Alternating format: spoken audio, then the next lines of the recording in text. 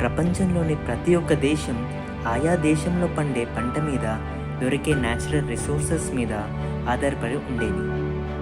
ఎలా అంటే మన దగ్గర దొరికే పట్టు వస్త్రాలు, మసాలాలు, కాటన్ అండ్ మినరల్స్ ఒకానొక సమయంలో భారతదేశాన్ని ఆర్థిక స్థితిలో అగ్రస్థానంలో నిలబెట్టాయి.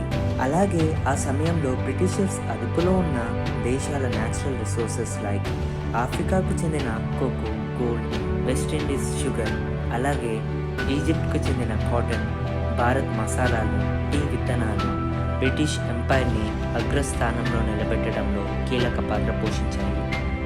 ఇలా వైవిధ్యమైన వస్తువులను ప్రపంచ నలుమూలలో అమ్ముతూ బ్రిటిషర్లు వారి ఆర్థిక శక్తిని పెంచుకునేవారు.